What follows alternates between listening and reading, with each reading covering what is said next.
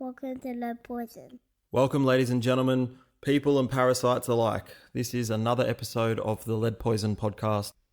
My name is Jack, your host, and this evening on the show we are joined by a man who is affectionately known as Ironfistdoug. Now, if you don't recognise that name, Ironfistdoug was the creator, along with two of his friends, of the infamous and often mysterious CaveClan. The CaveClan began exploring drains in Melbourne in the 1980s and has since gone on to not only explore across Australia, but many countries worldwide. These days, urban exploration, or Urbex, is a popular hobby, with hundreds, if not thousands, of explorers venturing into spaces forgotten altogether by society. Way back when, in the suburbs of Melbourne, it was a way to experience solitude and to explore the landscape in a unique way, not dictated by government bodies or social norms. What Doug began all those years ago has evolved into nothing short of an incredible underground culture, and one that in its essence is not dissimilar to the culture of graffiti.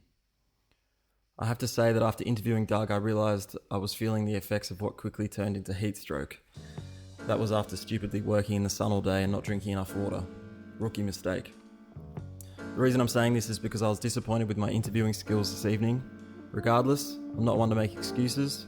I have the utmost respect for Doug and his efforts over many years in continuing a community that could have at many points fizzled into an underground folklore. If you'd like to learn more about the CaveClan, please visit their website at caveclan.org and be sure to check out the documentary CaveClan Underground Artists on ABC iView or YouTube. Anyways, enough from me. I hope you enjoyed the discussion. Please welcome Ironfistdoug. I guess more and more nowadays, people are looking for a place to escape. So, I mean, myself personally, I love spending time even just down at the canals or anywhere just away. So, and even me, I run into people all the time, young and old, sort of floating around. I guess it's a lot more popular just to go and cruise around somewhere where you're not going to be bothered. And some of the scenery, as you would know, you can find is amazing. You're not supposed to give away locations, but if you try and do this thing that I'm about to mention, you're pretty. Actually, I'll keep it a little bit vague. But there's two hospitals in Melbourne, and they've got steam tunnels that run between them. We met at a pub, and we thought, right, we'll meet at a pub at 8. We'll go in after dark. It got to like about 10:30, and we were all pretty pissed.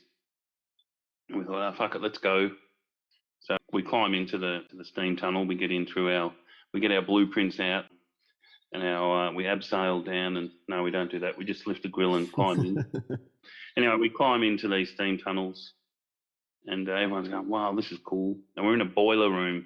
We start off in a boiler room, and there's more and more of us climbing in, and finally there's about 15 of us. Suddenly one guy, one of the guys with us, just comes walking around a corner saying, go, go, go, get out, get out, get out. And then behind him, an old security guard comes wandering around the corner. So we all start going, and because we're in this boiler thing, we just open the windows and climb out. We don't go back in through the tunnel and through the grill, which would have taken us a lot longer. And it's like one of the major streets in Melbourne, but it's at night time. So anyway, we all get out and we get across the road, and we're sort of laughing more than anything, thinking we all got away, and then someone goes, oh, they grabbed Crow and Green. And we're sort of sitting there, and because we'd been sitting in a pub for a few hours, we're like, oh, fuck it, let's go back and just get them. So we all start, and we all start running back towards the hospital, the boiler room, thinking, we'll just go and grab them and rip them out of the, come on. And that was, drunken logic. But as we were doing that, like a police divvy pulled up, and there was just all these security guards coming from other parts of the hospital, and we sort of went, oh, shit. But it turned out someone had dobbed us in, a guy that used to be in the group who was sort of asked to leave, but he had a list of all our upcoming events. So when I do the newsletter, Il Drano, I'd put in it what's coming up, and I had this on it. And because it was something more than just drains, this guy held a grudge, and he dobbed us in. But what happened was the police was saying to Green and Crow, oh, we were expecting you. This is how we knew we'd been dobbed in, was the cops go, oh, we were expecting you like 2 hours ago. Because we said on the invite, it said meet at the pub at 8 o'clock. Yeah, so the police had been, and they thought we weren't coming. So they left. But obviously the security guard they were just sending someone down there every so often to have a look. But that was shit for the two guys. They had to go to court and everything. But one of the other guys, who's a little headbanger guy called Bathory, and he's gone all the way through these steam tunnels, and he was drunk as in. He said like he had to stop because it's so hot and humid, sweat just pisses off you. And he's like running through this tunnel, and every now and again they have these little vents, and he just stuck his face in the vent and he vomited. And then he got back in the tunnel. He just kept going and going, and then he ended up at the other hospital, which was a children's hospital.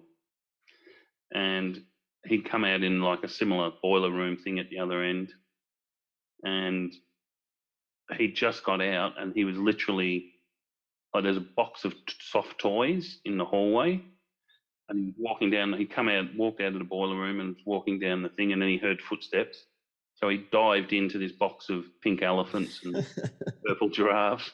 And if you saw him, it's even funnier when you see him. He's a little bald headbanger guy, nicest guy ever, but wearing his Bathory shirt. He heard these guys walk past, and they sounded like security guards. And then after they'd got out, and then he got to another point, and then ended up on the roof of the hospital. And he just went, I can't get out. So he just walked out through the front door, past the reception, and got out. But it'd be like Ocean's 11 or something. Yeah, no, it was a crack. Nowadays, it's just, you meet people. You can just meet people on Instagram. You can meet people on Reddit. You can meet people, on Facebook or whatever the new ones are, Telegram. It's a lot easier now, isn't it? Yeah, and there's thousands of, like, I've been shooting some videos and that in Melbourne and in the drains, and every time I go in on a sunny day, there's, you used to always bump into graffitiists in certain drains, but now it's like I'm bumping into, people exploring the drains, which is quite rare. But now there seems to be someone in the main drains, every time I go in. So I don't know if you saw the video I did where the little kids bashed me. Yeah, I saw that. I had a good chuckle. Yeah, but we were just sitting there, and we were just setting up, and all these kids came down, and I sort of went up to them and I say, this may sound a bit weird, but do you guys want to kick the shit out of me?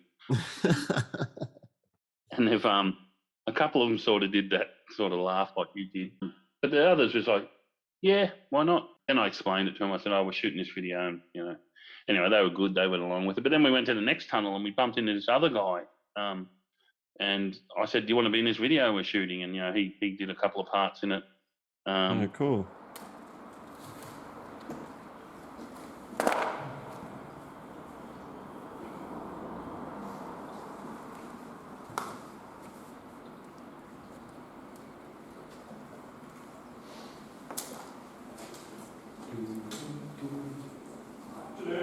Hello.